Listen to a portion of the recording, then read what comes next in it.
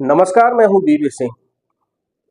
वर्षों पहले अंबानी परिवार ने अपने एक उत्पाद की बिक्री के लिए एक स्लोगन दिया था, कर लो दुनिया मुट्ठी में। आज यही स्लोगन नई शक्ल में देश की सियासत के सामने है। वक्त देश के तमाम छोटे दलों का आह्वान कर रहा है कि कर लो भाजपा मुट्ठी में। यकीनन अगले 2 दिनों में जो भी क्षेत्रीय दल भाजपा को अपनी मुट्ठी में करना चाहेगा वो कर लेगा। इस समय भाजपा 2 से 303 तक पहुंचने के बाद पिछले 44 साल में अपने सबसे बुरे दौर से गुजर रही है। मजे की बात यह है कि भाजपा आज भी सबसे बड़ा दल होने के बावजूद असहाय और लाचार है और अपने सहयोगी दलों के सामने गिड़गिड़ाती नजर आ रही है। वैचारिक रूप से देश में भाजपा का प्रसार होता तो अलग बात थी। पिछले एक दशक में भाजपा का प्रसार धर्मांधता, सांप्रदायिकता और जहर उगलने की वजह से हुआ। केवल गोवरपट्टी में ही नहीं, भाजपा सुदूर पूरब और समुद्रीय तटीय प्रदेशों तक भी पहुंची। इस बार तो उसने भगवान जगन्नाथ के उड़ीसा को भी हथिया लिया। जैसे एक जमाने में मार्क्सवादियों ने बंगाल में कांग्रेस से और फिर 2011 में तृणमूल कांग्रेस ने वामपंथियों से सत्ता छीन ली थी। इसी तर्ज पर भाजपा ने 24 साल के लंबे बीजक शासन को धूल चटा दी। गंगा पुत्र कहे जाने वाले नरेंद्र मोदी का जादू भले ही उत्तर प्रदेश में नहीं चला, लेकिन उड़ीसा को उन्होंने जीत ही लिया। पर मोदी उड़ीसा जीतकर भी देश हार गए। देश की जनता ने उनके सपनों को चकनाचूर कर दिया।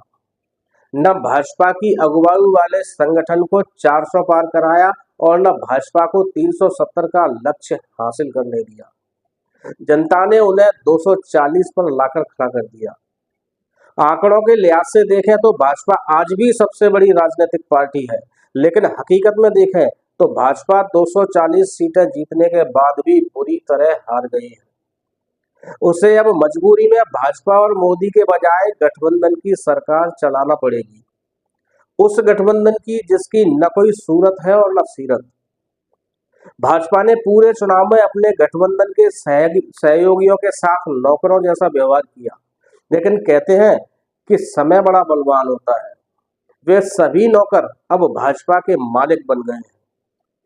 टीडीपी हो या जेडीयू, इनके बिना भाजपा के सिर पर सत्ता का सेहरा नहीं बन सकता।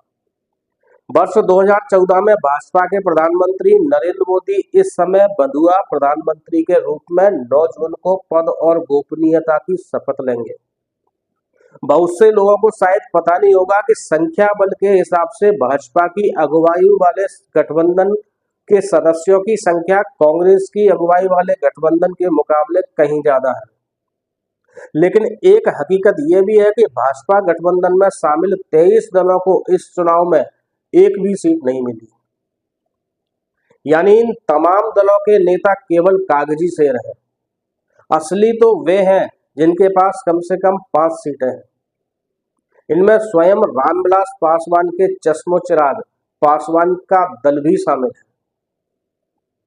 अपने पिता तुल्य चाचा को दगा देकर एनसीपी को 2 फाड़ करने वाले 70,000 करोड़ के घोटाले के आरोपी अजित पवार की एनसीपी को भी मात्र 1 सीट मिली।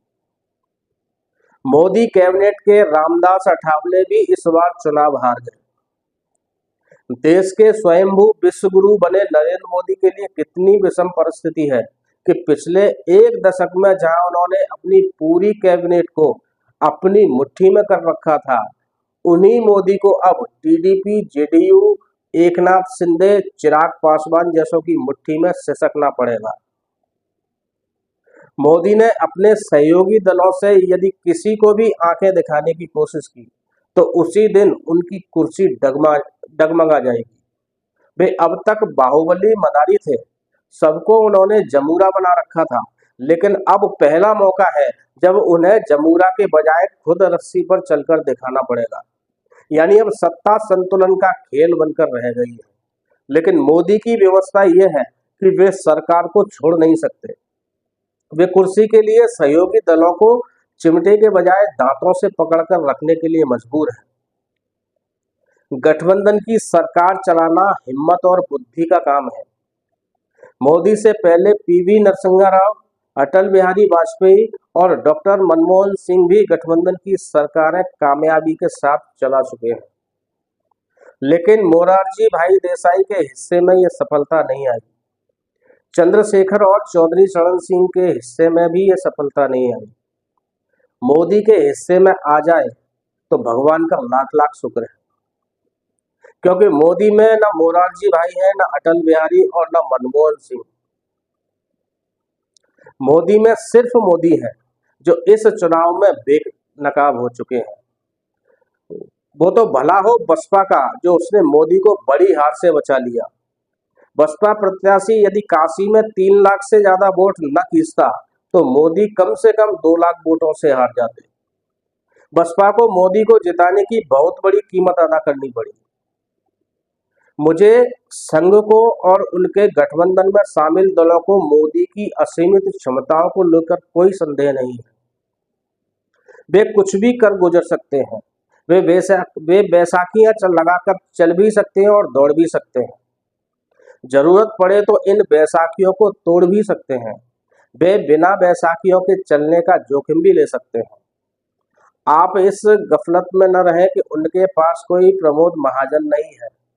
मोदी के पास हनुमान के रूप में अमित शाह है। आप उन्हें थैली साहब भी कह सकते हैं। उनकी थैली में इलेक्टोरल बॉन्ड का अकूत धन भी अभी बाकी है।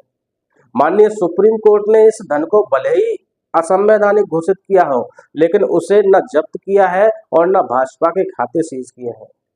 इसी धन के बूते भाजपा अभी अनेक जोखिम ले सकती है।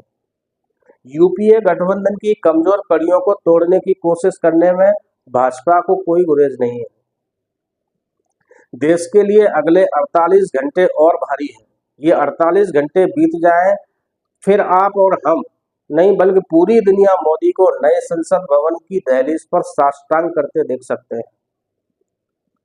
अभी हताश गोदी मीडिया के तेवर भी पूरी तरह से बदले नहीं है। गोदी मीडिया अभी भी गागरौनी गा रहा है। उसकी आंखें अभी खुली नहीं है, खुलना भी नहीं है। बीमारी लाइलाज जो है, लेकिन आप अपनी आंखें खोलकर रखिए, क्योंकि खेला अभी जारी है। नमस्कार।